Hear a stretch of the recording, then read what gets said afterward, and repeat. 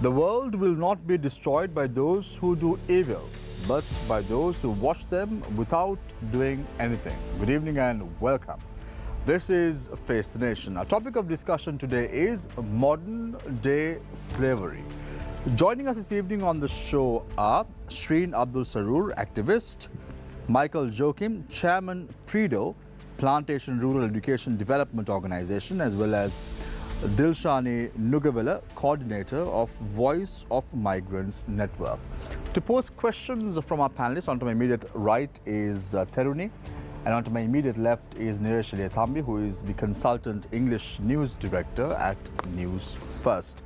You too can join in as far as the conversation is concerned. The number is 076 656 5353. The number once again, 076 656 5353. So let's tonight get the ball rolling with Shreen Abdul Sarur on our topic today, modern day slavery. Your time starts now. What are your thoughts on our topic tonight? So, modern day slavery, first we have to have a bit of a definition. So it is where someone has been exploited by others for personal or commercial purposes. In Sri Lanka, that we have been having modern day slavery, or we call it contemporary forms of slavery. There's a special mandate holders at the United Nations, and the UDHR very clearly defines slavery. In that context, Sri Lanka has been having modern day or contemporary forms of slavery in country, and also we are sending our migrant workers abroad in modern day slavery conditions, including human trafficking, bondage labor, kind of a confined kind of a workplace. And the workplace itself, when it's not decent work, when it's dangerous work, then it becomes slave-like conditions. So Sri Lanka has 1 million workers, migrant workers working outside. About 70% of them are women, and many of those women are in domestic spheres, which means they are confined to four walls. And there have been contemporary forms of slavery there. They have been undergoing quite a lot of abuse and all. In Sri Lanka itself, that we have forced child labor, and also we have 200 years of upcountry workers being in modern day slavery in this country, and also we have women being sex trafficked. More recently, horrific stories are coming out, and also that we have in Sri Lanka laws that are so flawed that women are being abused for sexual purposes. And we also have heard, again, horrific stories about human smuggling, not only for sex trade, but also to steal their organs. Shreen, you say something very interesting in your opening remarks. You say that human trafficking, bondage labor, then you say 90% of the women who are being sent out of the country are subjected, majority of them are subjected to dangerous work because they're confined into four walls. These are alarming trends. Don't you think the organization that has to step in to arrest this problem is the Foreign Employment Bureau of the country? Are they doing enough? Not at all. With regard to Foreign Employment Bureau, it's very interesting. You have to see the composition. Right now, there are 7 board of directors. 4 of them are employment agencies representative. You don't have single representative of the workers in that board, right? And then the other 3 represent Sri Lankan government. It's a semi-government institution, but it mostly represents the employment agencies. Right? Therefore, Sri Lankan Employment Bureau itself, for many of us, is a perpetrator. Right? They say that they are doing welfare of the workers, but what we hear from workers is horrendous stories from them with regard to when they approach Sri Lanka Foreign Employment Bureau for assistance, how they are being treated. Even I have personally engaged with them more recently, towards end of last year. About 32 of Sri Lankan women were trafficked to Oman for sex work. And our 3rd secretary in Oman embassy have been engaged in trafficking those women, and we made complaint. We brought in the women to complain about it, right? And Somehow they went and brought the third secretary, but what happened to those 32 women is hugely complicated because Sri Lankan Foreign Employment Bureau itself told us many of these people are illegal. Illegal means that they have not registered with Sri Lankan Foreign Employment Bureau. Whatever said and done, these are Sri Lankan citizens. Sri Lankan state has the responsibility whether they are illegal or not. Besides, right now, everybody who is migrating, if they want to register, they have to pay 21,400 odd Sri Lankan rupees. Very interestingly, that composition itself is problematic. 10% goes to insurance, right? 20% goes to Sri Lanka Foreign Employment Bureau.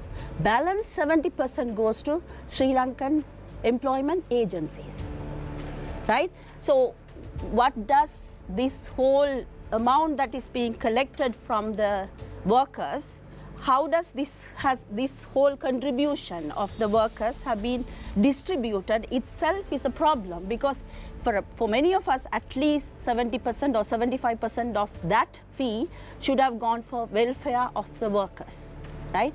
So Sri Lanka Foreign Employment Bureau itself for many of us is a culprit. They are not doing anything about it. They blame it on sub-agents for smuggling these people on visit visa or short visas, but very interestingly, these sub-agents are also operating with the already registered agencies that are registered under Sri Lankan Foreign Employment. Right. Even you spoke about the Oman scandal, which was the attention of controversy in 2022 December last year. Nothing concrete has taken place yet. So it seems that the Foreign Employment Bureau is sleeping. Yes, so we have to go to Supreme Court. One victim came forward to file a case in the Supreme Court. Therefore, we went to Supreme Court on this year, June, filing a case against Sri Lankan Employment Bureau, Foreign Employment Bureau, and they came, and within 3 days, they brought in these women. 68 of them were repatriated. Right. But after that, what happened to these women is also interesting. Nobody paid any attention to these women. Some of the women who came forward to talk about sex trafficking have been threatened. Calls have been given. Even myself, my colleagues have been threatened for talking about it. And no protection whatsoever. Everything is just swept under the carpet, very unfortunately. We'll get back to you, Shreen, momentarily as we go along on this show tonight. I want now to focus my attention on Michael Joachim, chairman of PREDO, Plantation Rural Education Development Organization. Michael, I'll just pose a question to you to get some direction on the show. Let's start off with what Shreen spoke about. She said that plantation workers are subjected to slavery. Do you agree with this claim? First of all, I just want to comment on one thing that she said, that we sometimes don't talk about migration as an industry. There's an industry that brings builds the economy of the country. So we don't see that as an industry, economic industry, which needs to sustain. And then in any industry there are workers. The workers have their rights, their trade unions. But if you take the migrant workers, whether internally or outward migrant workers, they don't have a trade union. So they don't have a voice. So the only place that where they can take part in decisions is the bureau. And then, as he said, the bureau doesn't have equal representation of the migrant workers at all. So we are demanding, first of all, that the bureau must have equal or equitable representation, power sharing for migrant workers to take decisions that affects them. There are so many decisions that are being taken without they are being consulted as to what they think about it. So that is first point that I want to take. And the second point is about the plantation workers. The plantation workers, they have the trade union. Unfortunately, their trade union and the political parties are the same. So they can't, possibly fight for their rights. The slaves, in the sense, they are still live as almost bondage workers in the plantations. They have, although they are voters, they have no right for land, for housing. Their wages are being decided somebody else. Even say this year, beginning of this year, the government decided to pay them 1,000 rupees. But then even that one, the companies are not paying. So whether it's housing or land or any other rights, they are still semi-slaves within the estate. So that's how you have to interpret these days, because they don't enjoy the rights of a normal worker. The women does not enjoy their rights. The children doesn't enjoy their rights. So I would basically say that's a place where modern slavery is still being practiced. Michael, if you look at the Sri Lankan labor laws, when you say that the plantation sector workers are living in dire straits in terms of what they do in the plantation sector, they are semi-slaves based on the definition that you provided us just a couple of seconds ago.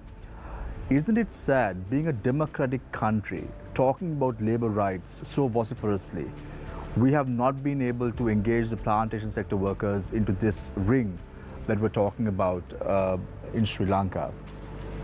Yeah, that is because the state mechanism does not operate in the sector in the sense. But don't you think this is because of the selfish attitude of the plantation sector political parties? Exactly. Who are putting the people under the bus every single time something goes wrong, only for their political gain and will? That is so. As I said, the most important thing is the political party and the trade unions are there to fight for the rights of the people, and they fight against the government or the political party. What happens when the political party and the trade union are the same? So people don't understand what is the difference between a political party and trade union. The trade union plays the political role, the political party plays the trade union role. So that is why they are unable to get the rights of the workers. Now say 1,000 rupee wages, the government makes a declaration that the companies must pay, but the trade unions are unable to get the companies to enforce that order. So that is where we stand. And then one more thing important thing that I wanted to say is, recently you would have read in the papers, a single man filed a case in the Supreme Court asking that plantation workers be given their address, and the Supreme Court gave an order. So many years the political parties, the trade unions, there were so many political parties, they never will be able to achieve this. A single man went to the Supreme Court and got this. And what does this address means? Address means identity of a man. Right for land, right for housing, right for voting, right for better health services. All that is an address. And then when you get an address only, you are recognized as a person, as a family. So even that small thing, or for plantation workers, this has really changed their history, in the sense, if the Supreme Court order is going to be implemented properly, then they will. The so-called plantation sector political parties, of course, when they need positions in government ranks, they seem to be hand in glove with the government, putting the people under the bus of their own people. Yes. But not in any way thinking about the goodwill, the livelihood of the innocent civilians living in the estate sector of this country. This is exactly what's happening. So this is the first time. I would again remind you that there was a walk from Talamannar to Mannar, 240 kilometers walk, remembering the 200th year of the plantation workers coming here. And then for the first time, the walk made the government to recognize people as, all this time we were calling them as Malay plantation workers, identifying with their work, but not identifying with their place of work or the area that they live. So for the first time, this walk made other people recognize these people as Malayagam people. Malayagam means people who live in the hills. So that identifies them with the land that they are living. So this is the first time this identity has come. So I would say gradually things are changing, and then that is changing because the people are becoming more aware of the rights, fight for their rights, fight on their own. Thank you very much, Michael, Chairman of PREDO, for your thoughts in the first round. I now move my attention towards Dilshan Induguela, coordinator of the Voice of Migrants Network. What are your thoughts on our topic tonight? So modern day slavery, when you say it falls, like Mishreen said, it falls under human trafficking and as also forced labor. So she said that there are many domestic workers who are confined into a house for 2 years. They are not allowed to go out. And especially in the Middle East, they are not able to organize themselves also, like what Mr. Joachim said. So they can't talk about their rights, and in the Middle East they have the kafala law where their passports are confiscated and they are not given, so they can't change their workplace, so on and so forth. Also, when it comes to the bureau, like what Mishreen rightly said, you know, their welfare is looked like at a very, you know, low rate, or they don't look at it at appropriately. So that's why as Voice of Migrants Network, migration is a necessity now in the country. Our slogan is that the migrant worker is the lifeline of the economy. So if they are the lifeline of the economy currently, we need to promote we need to recognize their rights and ensure their well-being. So as part of that advocacy, we have asked for voting access for migrant workers in the destination countries. That is one thing that we have asked for. And the other thing is to have fair representation in the board of directors in the SABFE. The SABFE currently has amended the act, and they have first they appointed one migrant worker. So as VOM, we have mentioned that that is not possible because one migrant worker against, like you said, 4 recruitment agents, 3 government officers is not going to, you know, cut the deal. So we have asked for equal representation and transparency in the selection criteria as well. But what the problem right now is, Dilshani, with regard to the government's attitude, you know, they come up with a program right after the crisis that hit Sri Lanka, that electric vehicles will be provided to expat workers who send in remittances to the country. These workers are not even earning money, let alone buying a vehicle. Even finding the 3 square meals for their people who are living in Sri Lanka. These are just farces, you know, what this government is doing. So what we really need to understand is who are the migrant workers who are actually coming back and who are actually remitting their, like 90% of their salaries back to Sri Lanka. Who is the lifeline of the economy? So mostly, I would say the professionals, they migrate permanently. For permanent residencies and with their families, so like most of them, and their remittances are very low. So the remittances that are sent to Sri Lanka is through the domestic workers, the low skilled or the semi-skilled workers. So they go to build their houses or to educate their children, to pay off their debts, things like that. So can that migrant worker buy an electric car? Is that possible?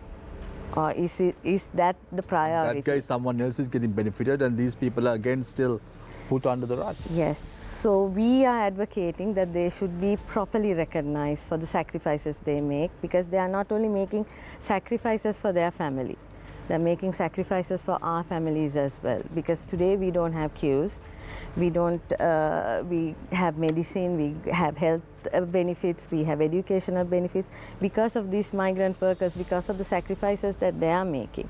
But then again, sometimes the government brings out regulations like the family background report, where they refuse mothers who have children under 5 years to migrate. So what is the, that is like against the human rights, it's a human rights violation. That's against freedom of movement. So what is, okay, let's say that they brought it thinking about the development of the child, because a child below 5 years is developing, needs a mother and all that. But then what's the benefit that we are giving the mother, or what is the option we are giving that mother by refusing this? So these things lead to, you know, irregular migration. Right. Thank you very much, Dilshan Nugawila, coordinator of the Voice of Migrants Network. Well, those at home, you may think, why did we select this topic tonight? While most of you celebrated Christmas a couple of days ago, we have forgotten the fact that at least a section of the communities, our society, are living overseas trying to keep us alive here in Sri Lanka. And that is why we thought we should speak about this topic tonight on modern day slavery. Let me open the floor for questions from our journalists tonight. On to my immediate right is Tharuni, on to my immediate left is Niresh.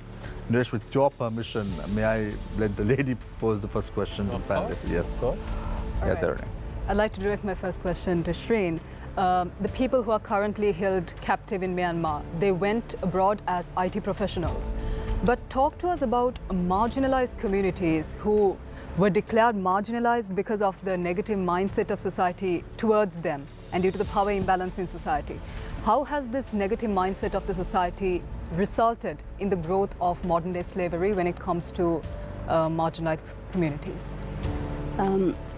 Say one thing that we learned from this whole sex trafficking of the migrant workers, we got 32 complaints. Out of that, almost half of them have been already in debt bondage, right? Mostly from upcountry, eastern province. Many of these women have already taken microcredits from unregistered these mushrooming microcredit organization. So what happens is when they don't repay, so this is during the crisis time. So COVID time, they would have taken the microcredit and they couldn't pay it because they couldn't use it, they couldn't do their livelihood because we were under lockdown for over a year. And then they wanted to repay, but then the crisis hit, right? So then that microcredit agent comes and says he is the sub-agent to send them to Oman or wherever the country. So now they are already in bonded kind of a debt. So in order to waive off the debt, these women are being taken, right? And then you see what happens is these sub-agents, they are also Sri Lankan abroad. Many of them take away their passport and their visa page. Probably it's a visit visa for 1 month or 3 months, but they sell these women for 1 year for bonded labor, right? That whole 1 year, the amount will be paid to the sub-agent or agent. So the woman does not get anything, right? If she undergoes sexual harassment, abuse, kind of inhuman condition where she lives because sometimes they don't feed them, right? So then what if she escape and come, then they will confine her to some dark room, punish her and send her again to work in another place, right? So and also like many of these women, like we have, I think the Sri Lankan embassies, 5 places we have shelters, right? Very interestingly, today when I call somebody higher up, I know of within the system about these 50 workers who are, over 50 workers who are protesting right now as we speak in front of Oman embassy. They have not eaten well, they have not bathed for last 3 weeks, they don't have a bathroom facilities, they are all standing outside and protesting. They said these people are not registered, so it's not our responsibility to take them into a shelter. That there is a Sri Lanka Foreign Employment Shelter in Oman, right? That's where the abuse happened, right? It's right now it has a space, but they will not take it, it seems, right? But so why?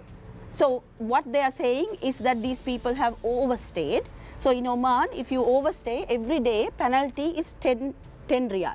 Okay. So that's 10 riyal into 880 rupees Sri Lankan, right?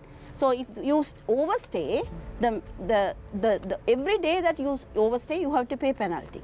Previously, I think Sri Lankan government negotiated with the Omani government in order to waive these things. And also many of these people wouldn't have passports, so you have to do a new passport, temporary passport to bring them back.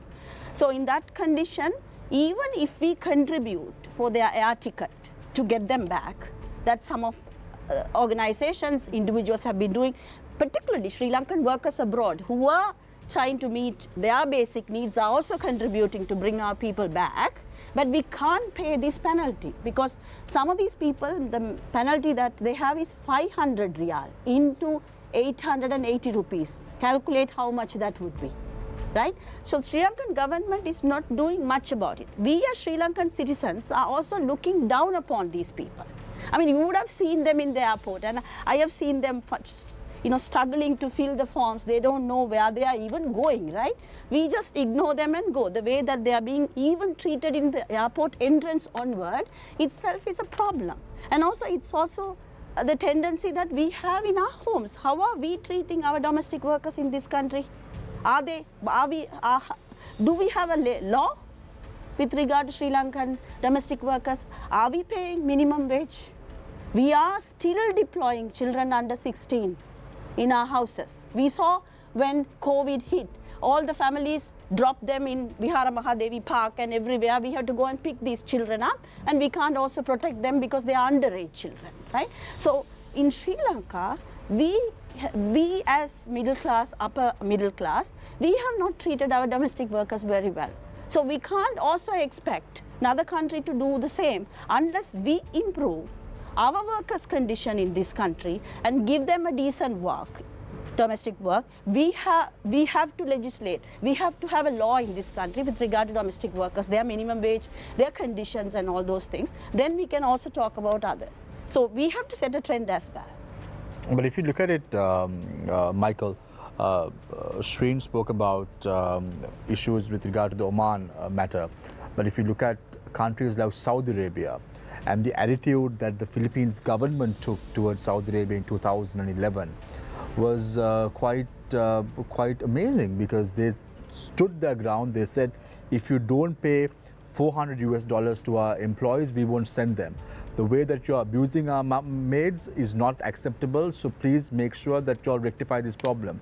And they lifted that ban just last year on the 7th of November 2022. After nearly 11 years, they did not send their maids and construction workers to Saudi Arabia. The attitude of the Philippines government should be commended here, whereas the Sri Lankan government has not done anything. They are just continue to use the migrant workers just to make sure that the foreign reserves keep on getting cushioned. So is that fair? Actually, now commenting on both my friends said here, first of all, as you said earlier, when the migrant workers come, one of the concessions given is the car. You see, how do the government or the people of Sri Lanka look at the migrant workers? They sacrifice their whole life, their family life, their children's future, their whole life. And how do we compensate that with this? You see, the compensation is a car or a gas cylinder. You see the attitude of the government or even our people. What is important is for the government and the people to change their attitude towards the migrant worker. Dilshani said, migrant workers are the lifeline of our economy. When I say lifeline of our economy, does that mean does it just words? Or does that really mean that the economy runs on their earnings or on their remittances? That's one point. The second point is, we as VOM had been saying, treat them as development partners in migration. That means everybody does work here, contribute to our development, are development partners. But when they are in migration, they sacrifice so much for the country. And then you realize their importance only when you are in economic crisis and they don't send the remittances. Then you are worried. Then you are talking about their importance, they are sending the remittances. But the important point is for the government and the people to recognize them as people who are running our economy. You can't go beyond that kind of recognition. That's that's basically important. Now I'll tell you two things. 18th was the International Migrants Day. Can you remember of any organization or government speaking of the International Migrants Day? Not even no organization.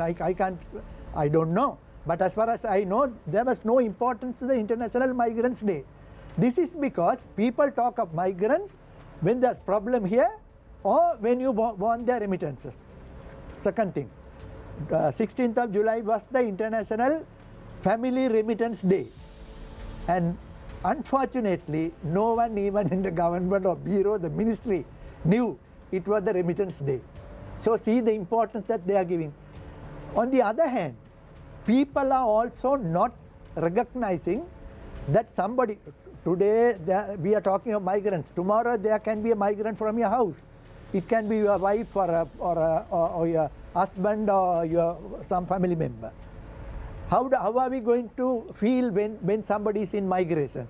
So that kind of feeling does not come until the government changes its attitude, and of course it is not going to change unless the migrants raise their voices. Yeah, so with regard to, Michael, with regard to the attitude of the Philippines government towards Saudi Arabia, for ill-treating their migrant workers by giving them low wages and even to a point executing most of those. I remember this happened during the Rizana Nafiq incident, whereas Sri Lanka was under the hammer by most of the authorities for sending an underage girl to Saudi Arabia.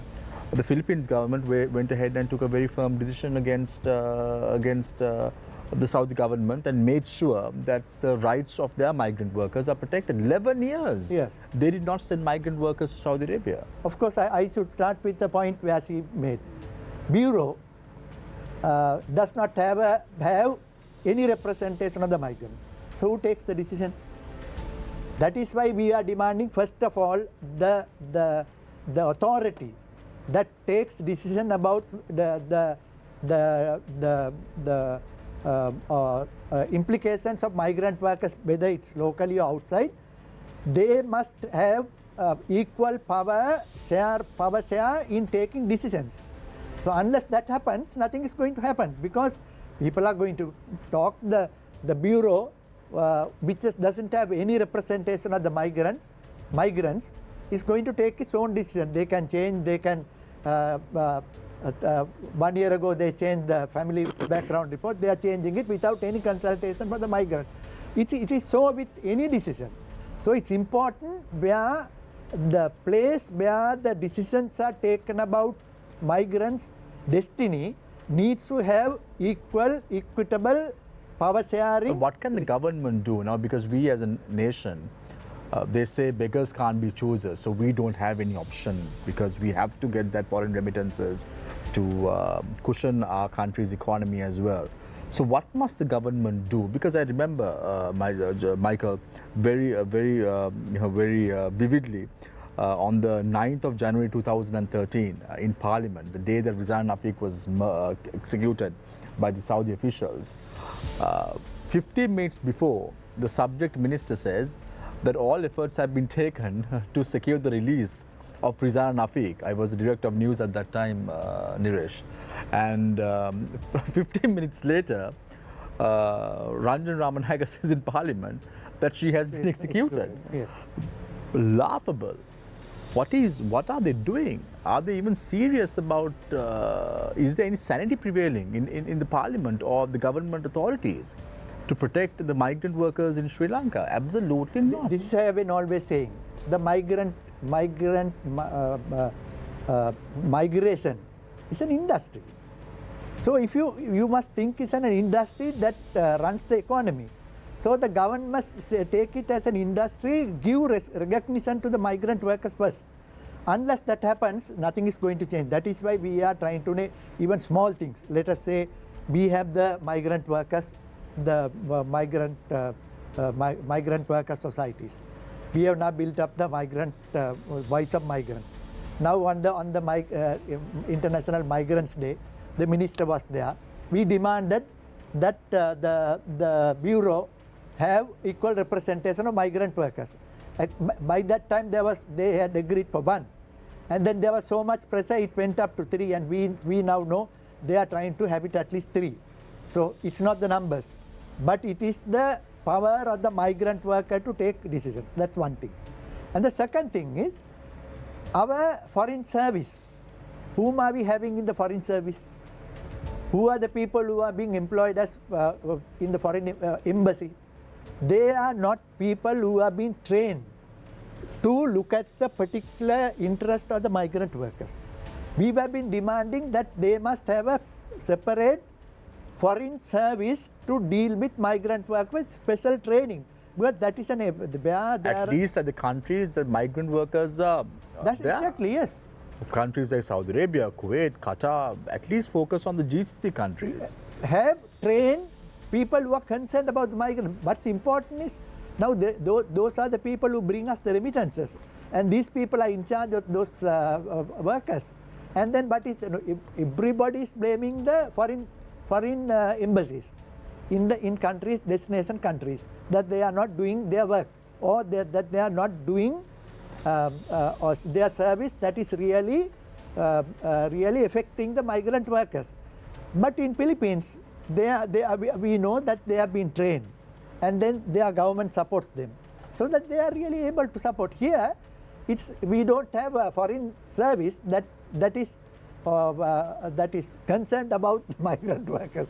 So the same happens with the decisions of the government. The foreign service or the foreign embassies must tell the government, these are the things we need to change. I can't imagine, Michael, what was going through the mind of that 16-year-old girl on the 9th of January 2013, Rizal Nafiq, when she was going to be beheaded. I just can't imagine what she was going through at that minute, because complete negligence by a government in charge led to that situation. The first time Rizal Nafiq was at court, there was no translator. A lot of issues cropped up. Look at the lackluster attitude of the government as well. You know, it's a shame. Shamir, let me ask Divshani, since that particular case of Rizal Nafiq, has anything changed in the attitude of the government agencies in Sri Lanka? At least. Because now, especially over the last 1.5 years, we hear stringent calls from various government ministers, our government ministers, telling our people to go overseas and send back more foreign exchange. It's government policy now. The more Sri Lankans who go overseas, the happier the government will be.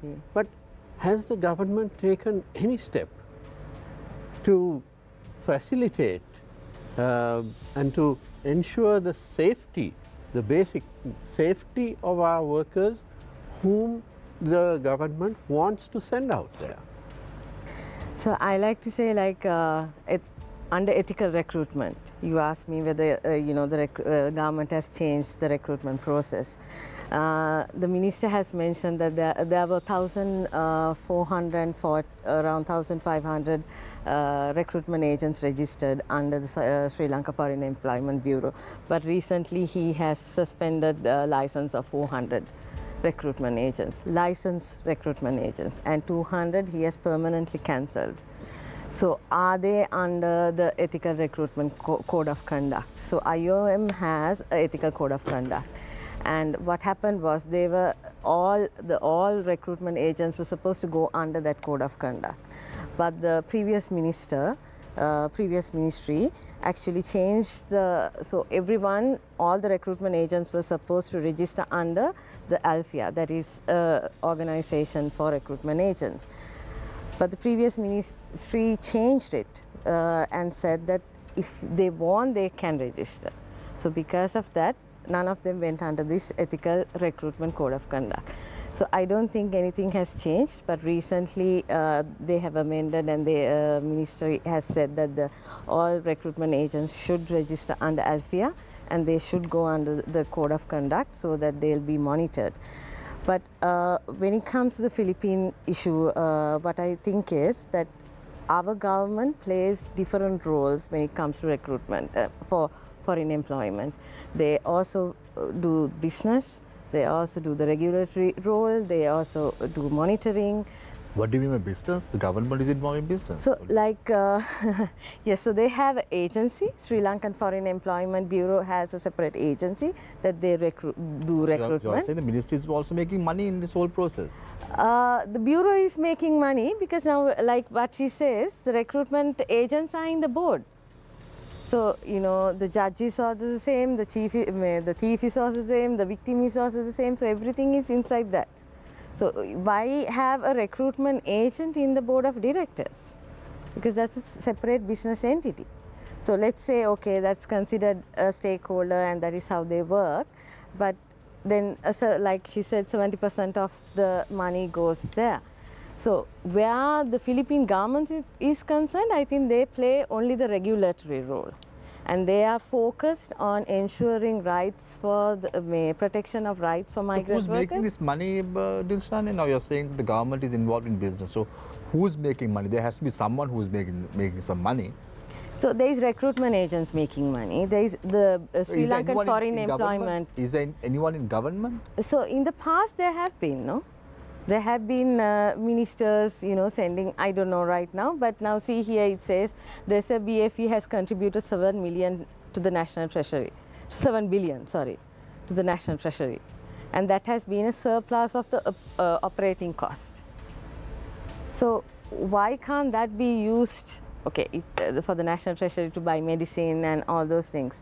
But what are they doing for the welfare of the migrant workers? That doesn't mean that someone in the government is making money, does it? No, Because that doesn't mean someone in the goes to government is making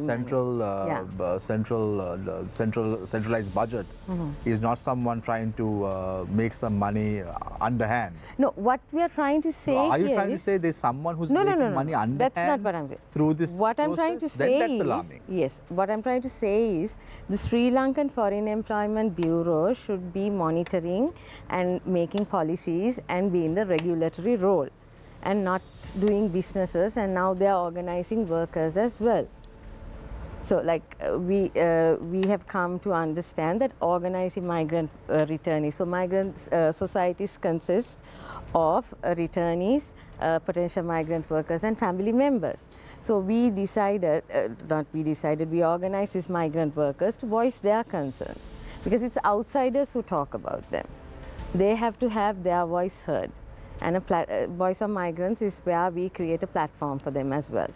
So because the Bureau is doing trainings, the Bureau is doing policy decisions, the Bureau is doing the regulatory role, doing registrations, registering license agents, and also doing, you know, sending migrant workers abroad and getting job orders and all that. That's too much on their plate. Now, So then that way. Let me ask Shreen. Shreen, since the government declared bankruptcy and thereby destroyed whatever economy we had, the economic situation of our people has just, you know, nosedived. And there's a survey by the Department of Census and Statistics, which was published today, which proves that quite officially.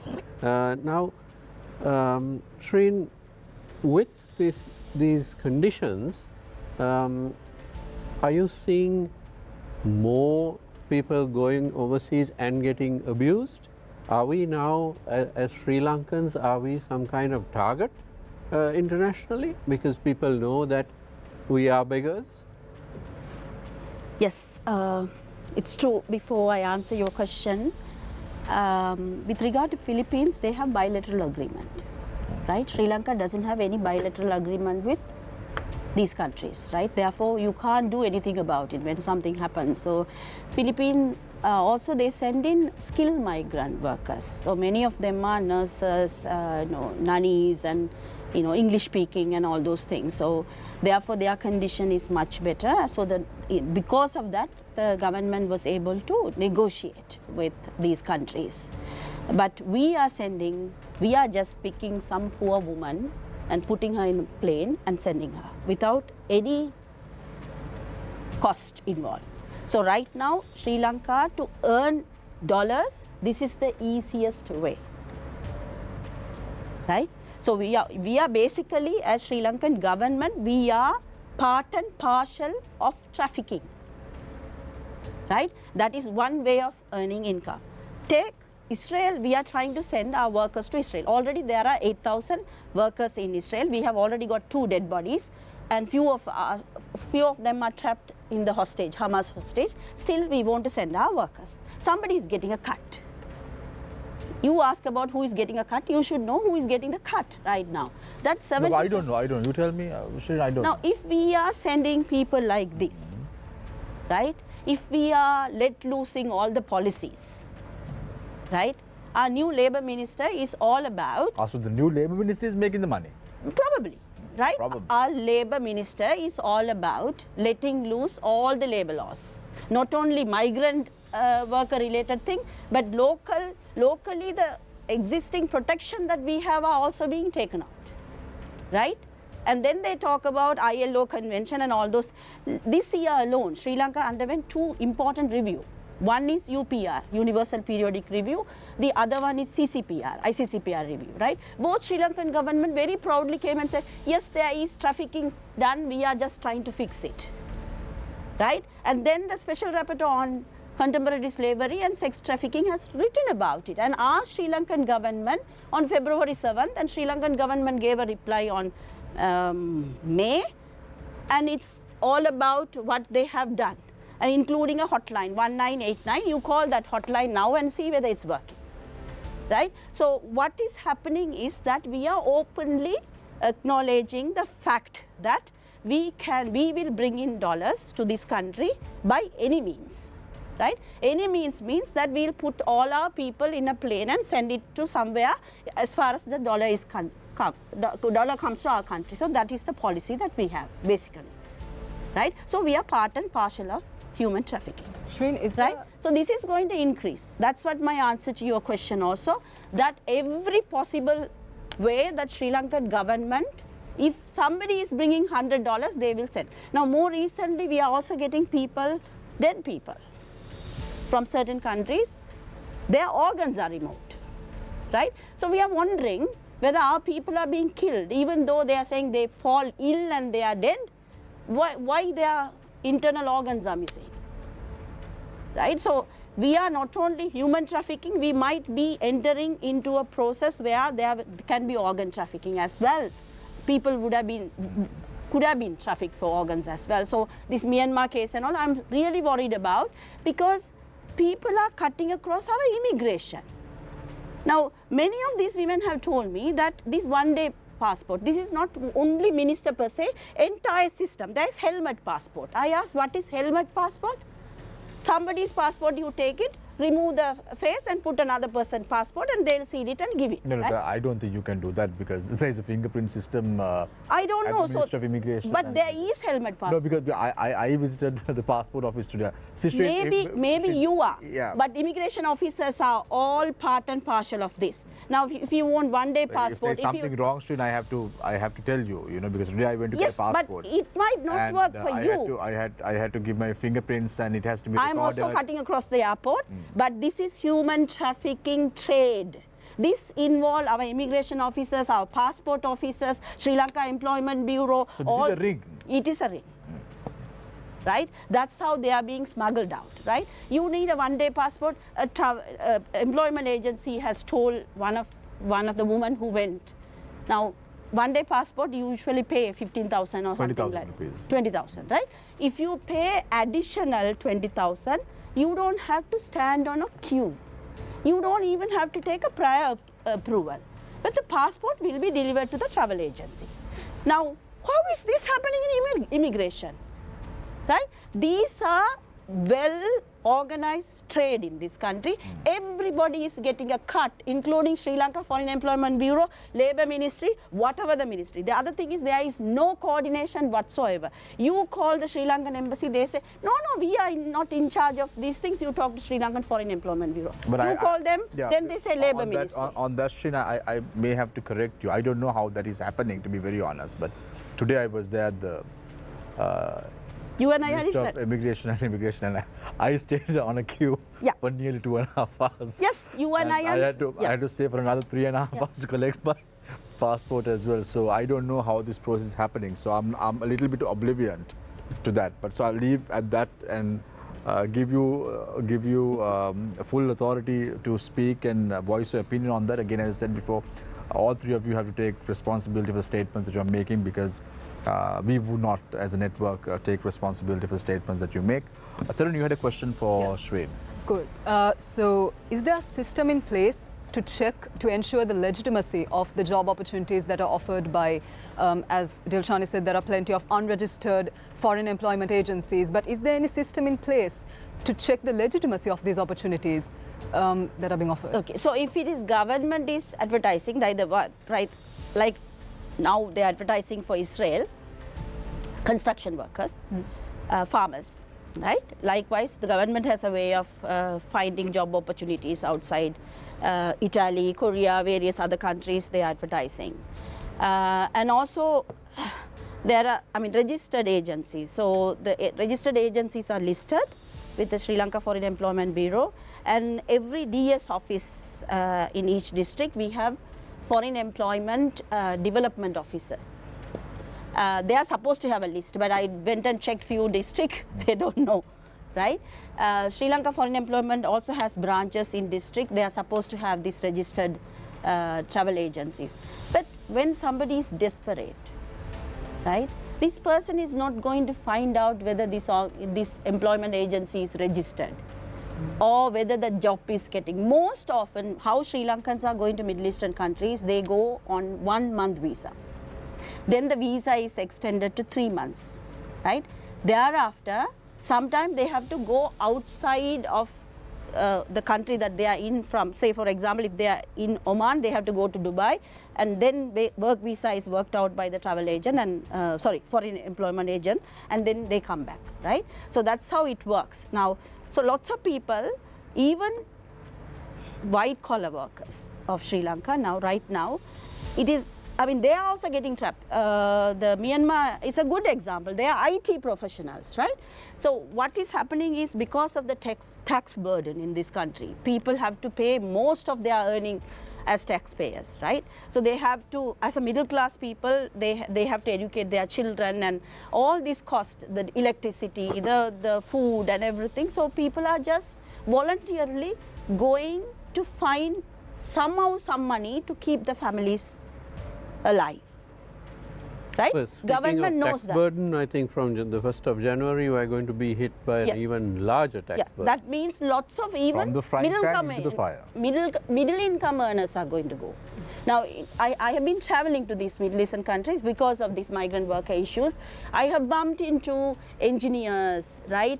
Some IT professionals, some well-educated people, young men in supermarkets, in malls and all. So they are waiting to get suitable job, but they take temporary job for 1 month or 3 months. If they don't get job, then the problem kicks in, because the travel agent will abandon, the foreign employment agent will abandon. Then they will have to work out. If they don't work out, if they overstay, then they have to pay penalty. Now that's when the problem starts. So let's say that they make it back before the visit visa expires. They maybe, for instance, like the Myanmar situation right now, if they are being held captive or abused or something, let's say that they escape and make it back to Sri Lanka. Are there any legal consequences that they'll have to face because they've used illegal means to go abroad? They are not going through illegal means. Okay. They are going with the visit visa. The visa will be extended, right? And then they will if they pay penalty and come back, it's not a problem at all. But if they go through an unregistered foreign employment agency? Still, Sri Lankan government, there is no penalty or punishment. As if you get into trouble, because you don't have an insurance, so even there was a woman who came on a wheelchair, and the Sri Lankan government refused to, even with the medical record, they refused to pay because she didn't go through their legal means, that she is not registered, right? But very interestingly, many of these sub-agents that who finds these jobs are also Sri Lankans. They are connected to Sri Lankan Foreign Employment Shelter, because sometimes these women escape and run to Sri Lankan Foreign Employment Shelter. They are being taken and given back to the agent, employment agent. They have WhatsApp numbers, right? I have contacted many of them. So WhatsApp number means, like, when we go and make a police complaint with regard to that, they are not taking people with possible jobs. They are just trafficking these people by telling lies and all. There is no SIM card. They are all using Sri Lankan numbers, right?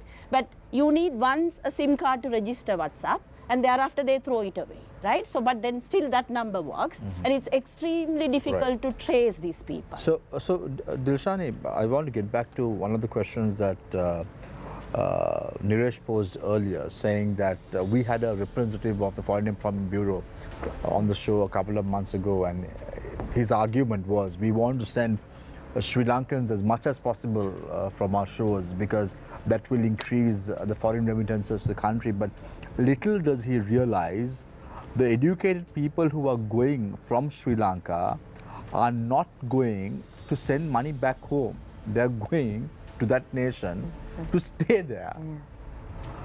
I just don't understand what was going in the mind of the Foreign Employment Bureau representative when he said that this is the expectation from the government. Yes, so we haven't really understood, like that's when they changed that 5-year leave for government workers to go abroad and work and come back. They really didn't understand that the gravity of it, that they would go back and not come back, they would go with their families because the low skilled, the semi-skilled workers don't have that choice.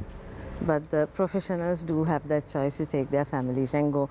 So they didn't realize that. And the number of workers going out, that's now we are having a big brain drain. But what we have realized is, as Voice of Migrants Network, is there is brain gain coming in as well.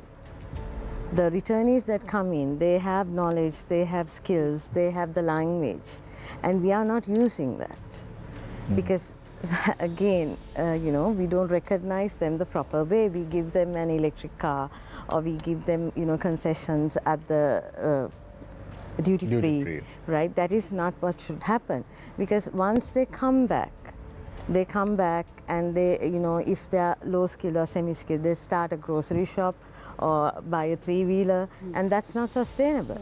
Then, like she said, they get into debt all over again and they remigrate. Because I know a lot of people who have come to Sri Lanka during the COVID-19 crisis and who couldn't sustain themselves and now again willing to go back overseas, and this is. But there is sad. a lot of knowledge within these people. The language skills, like just imagine a lady from an estate who hasn't gone to school even, goes for 2 years, earns money, learns Arabic, learns to live in that country under that law, and comes back, and builds the house that she was dreaming of, or educates a child that she wanted to, gets the children, gives them in marriage. And some of our garment sector workers they are graduates, they have studied for 16 years and still they can't speak English. But this is like, we have to understand. But something is missing here, Dilshan. It's just not the stakeholdership at a government institute that is going to arrest this problem, is it? No. There is definitely a missing piece of the puzzle in this instance. What is that missing piece? So the missing piece is that none of us recognize what these migrant workers are doing for us. Like, see, during COVID, we thought that they were human bombs. We didn't want them to come to Sri Lanka. Not only the government, right? Even the community, the media. And even the media, like I must say, even the media, they only report on negative issues of migrant workers, but never what they, give back to the country. Like Mr. Joachim said, Voice of Migrants Network, we had a program on the 18th of December. That was not showcast anywhere. There were journalists who came. So and there were journalists in some programs where they said, if the minister speaks, we will cover it. If not, we don't want to. So does that mean that the migrant workers' voice is not important? So I think everybody has to come together. We have to understand like I said before, also before the show started, we are beggars right now. And we are, we are living a good life right now. We don't have queues and all those because of the sacrifices that most of the time the migrant workers make. We are living on their sweat and their tears. So we need to recognize them. Okay, what if we say tomorrow, okay, we don't want our migrant workers to go abroad? Up from January to October, they have the remittances have been 4,862 million USD. Who's going to earn that for us?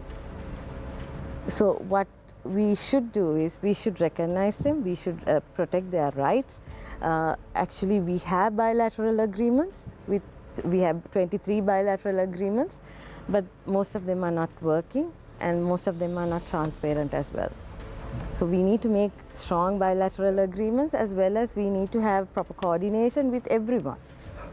So, Michael, again, getting back into the plantation sector workers, because this is an area that I'm also very passionate about, coming from a tea export cluster in the group of CMG. They are living in dire straits, but no corrective action has ever been taken to uplift their livelihoods. It seems that the political parties want them to live like that because they can take a political advantage out of those innocent people. Yes, actually, the basic change can come only when the plantation workers are given their land rights, their housing rights, their recognition to be citizens of the country. So unless that happens, nothing is going to change, because they are only going to depend on the plantation companies. So I think at least now the government now says they are going to give 10% land and with deeds. So that might, if that... Don't forget, next is an election That's year. right, no, exactly, that's what I'm trying to say.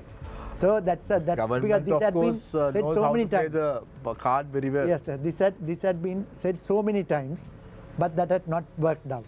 So we have to see how things are going to roll. Now, even say with regard to migration, now one point that I think Dilshani missed is that you also asked that question. We have a return and reintegration policy, a very good policy. How do we treat our returnees to ensure that they live here, invest their money that they brought, invest their skills here, but that particular return and reintegration policy doesn't have any allocation of funds. So how are they going to? So you see, you make a policy, but then if you had to implement the policy, there must be fund allocation, there must be resource allocation. That is not happening. Say in the plantation worker goes. Now one thing we must remember is that the plantation sector is going to be affected by migration. Already there is shortage of workforce, and more women are migrating. Is definitely going to affect the plantation sector. That may be so with other sectors also. What are we going to do in the future? Are we taking this as a serious thing where we are trying to improve one sector or an industry and then trying to sort of kill another sector? So this is a point that we also have to think very carefully and then see what are we going to do about this. I'm getting a lot of questions, so I have not a question, but somewhat of a comment, a recommendation to the three of you. I request that two ladies and gent approach international organizations, the United Nations or the ILO, foreign governments from the developed world with good human rights and peer organizations in labor exporting countries, and request tough standards on countries using migrant labor. If these countries fail to meet them, there should be penalties such as trade, tourism, and financial embargo. Is this possible? Is this a practical solution, Michael? Well, these kind of recommendations or suggestions have come before, but how are we going to sort of face this is a question. I think it's a very difficult question to answer, because that involves so many stakeholders, so many policies, so many implications. So I think that's a very complicated. Yeah, it's a far-fetched yes, that's right, reality yes. To be looked Because into. those conventions, it's up to those countries whether they could ratify or not. Ultimately. So there is a certain limit that any institute or any government can, push these countries to ratify those. Because I remember A-level first lesson on economics is the fact that despite the fact that you sign international labor treaties or international conventions, ultimately the rule of the land reigns supreme than anything else. So whatever conventions are signed, those amendments have to be brought into the Sri Lankan legal system as well by the legislature in parliament, and then only you can actually participate in that whole process. And that is what even the IMF had wanted the government to do, incorporate whatever changes that they have wanted into the Sri Lankan law system, so it can then actually be implemented in the country. Just if you don't have a question, Theron, if you don't have a question at the moment, we can just go for a quick short commercial break. And when we come back, we discuss on our topic, modern day slavery, with Dilshan Indogowela, Michael Joachim, and Nasreen Abdul Sarur. Stay connected, stay with Face the Nation. We will be right back.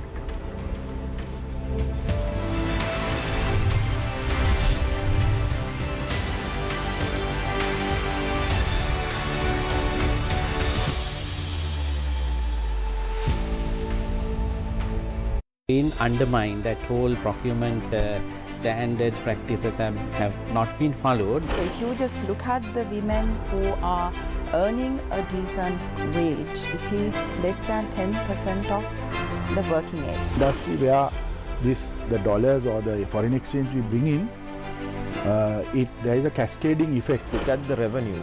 So this budget is expecting almost a 45% increase in the revenue. That is particularly for Sri Lanka at this time. We have so little leeway. The People's Platform. Ganmadda, in its strides, secures the path for Surya Pukuna Husallavina, guiding their journeys, banishing fears. Laying the foundation stone for a new bridge, a testament to safety and progress. Ganmadda, for the people, by the people.